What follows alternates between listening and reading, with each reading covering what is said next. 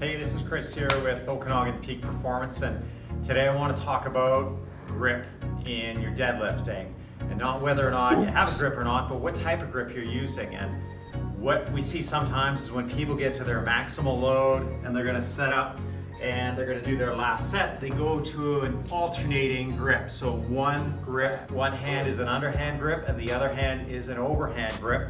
And that's just a more secure and it's a stronger grip. We're going to be able to pull more load. And so there's obviously advantage to that. However, the issue becomes is now what we see is that one shoulder is going to be externally rotated and the other one going into pronation is going to be internally rotated.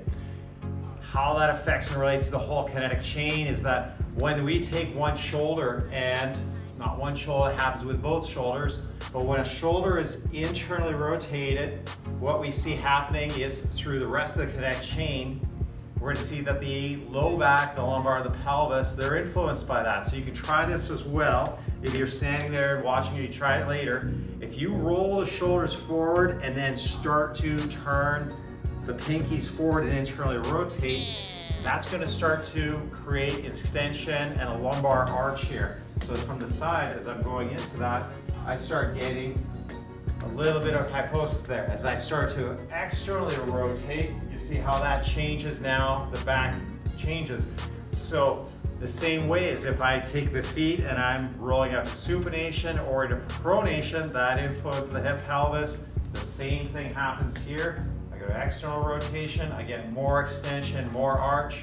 As I start to go into pronation, internal rotation, I start getting some of that kyphosis, that rounding through the low back. So why this can be problematic with our deadlifts is that we're getting different conditions for both sides.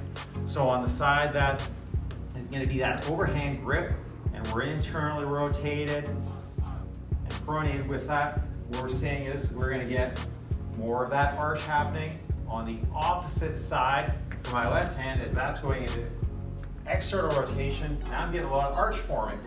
So one pelvis or one hip is going to be tilted forward and into anterior tilt, and the other one is going to be a little bit into posterior pelvic tilt. So now we're getting a little bit of a torsional strain, and then I'm trying to push through the platform, and I'm trying to drive through the heels and pick up that load.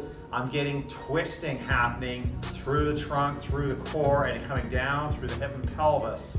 And so to save your back, to save your hips, and to save the whole kinetic chain, even your shoulders, go as far as you can with your deadlifts with that double overhand grip and setup.